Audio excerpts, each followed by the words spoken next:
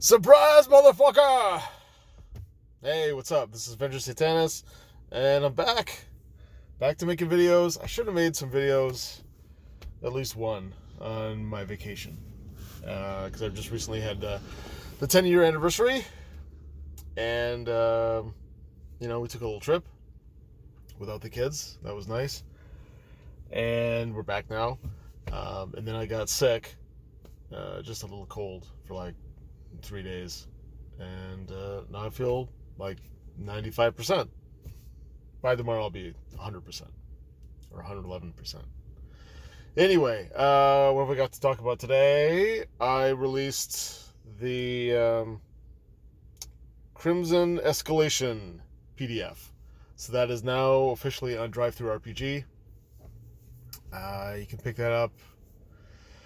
It's $3 for the PDF, the digital files. So you get, I think it's like, including the credits page and the cover art, it's like 9 pages. And then it includes 2 other visual aid tracker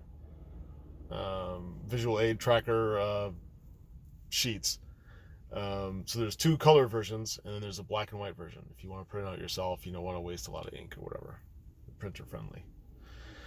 So what else is in there? Just there's a foreword by Rob Couture, and because he's the one that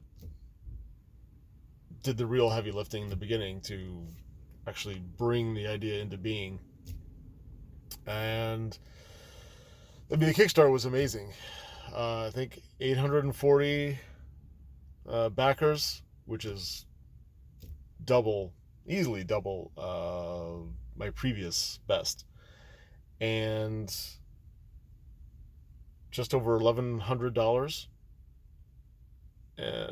Especially, not everybody pledged $1. Some people gave bonus support, which thank you very much. It's very kind of you. I'll try to live up to your high expectations. And so anyway, my brain is still a little bit foggy, I guess. But circling back, what's in it? So yeah, you got the foreword, credits, art, a couple pages where I just talk about the Crimson Escalation mechanic and what it does, what it's for, maybe some exceptions or little detail doodads. And also 2 pages of that PDF include my 10 commandments for immersion, or of immersion. And I said this, I think, in the last video. I didn't want to just do like a surface, like, oh, you should use more detail and maybe play some music or find a picture. It's stupid stuff that either a million people have said before, or I didn't want to just use the first thing that came to my mind. I really wanted to dig deep and create something, a document that I would want to reference myself during my own games, because there's a lot to keep in the forefront of your mind as a game master. There's literally 1,000 things, and you can't, meanwhile you're thinking of these 3 or 4 things over here, you're forgetting about these 5 or 6 things over here. So wouldn't it be handy to have a little refresher guide? Maybe you read it before a session, while you're prepping for the next game. Maybe downtime if you guys are taking a 5-minute break, or if the players are doing their own thing, deciding on the course of action. You just look down and you read it, or who knows, maybe you read it once, you try to internalize as much as you can, and you never look at it again. There's no one right way to educate yourself, but these are things that these 10 items, I feel like most of them I do or try to.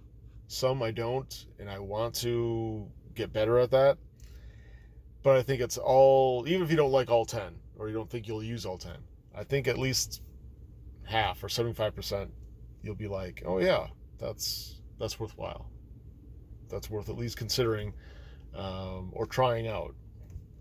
And that's what I wanted. I wanted to kind of reach beyond the conventional to try to get something more awesome, more useful, because that's what I'm trying to do. I'm trying to serve you guys, make you guys happy, give you guys better games, better gaming experiences.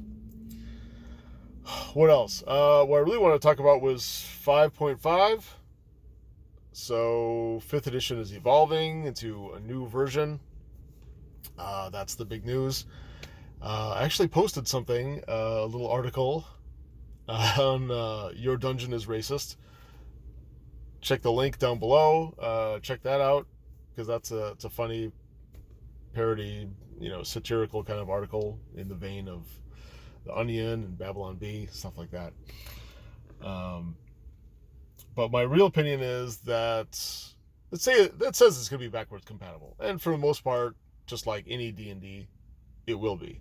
It's not going to be enough for a lot of people. A lot of people are going to be like, it's not backwards compatible enough, and it's going to further alienate normal, regular gamers who just want a good game. They don't want all the politics, all the left-leaning critical woke theory in their games, and it's just going to lead harder in that direction. I mean,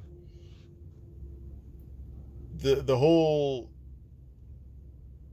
I feel like the culture war really began in about 2014. I think a lot of people agree that that's kind of where all of this woke stuff kind of coalesced and started really entering the culture. And since then, it's just been like slowly ticking up, like little by little. Inclusion, diversity, and equity.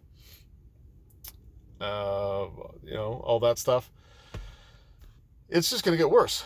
I was hoping, like about 3 years ago, I was literally hoping that there would be a 6th edition, and it would kind of be more of a return to form, a return to normalcy. And it would maybe be more old school, or it would be less, I don't know, catering to, the Twitter idiots that just want to cause trouble and stop gaming so they can complain about whatever it is they want to complain about that day. So I had hopes. I thought, maybe we'll take a page out of our books, the regular gamers, and see that they're trying to appease the radical left. It's just going to leave them hanging, because the radical left will always want more. It'll never be enough for them. And the slowpokes in the progression war will just be eaten alive. And I was hoping that Wizards of the Coast and Hasbro and all those guys would realize that, and they just go back to trying to make a cool, badass game for their core audience. But instead, I think they're just going further to the left, which is actually great for the rest of us, for the OSR in particular, because we can keep doing our old school thing, and that will get more popular because a lot of people will branch off from official D&D when they realize that it's just totally jumped the shark and become this totally lame rainbow pride experience, and not the D&D of old that made the game popular in the first place.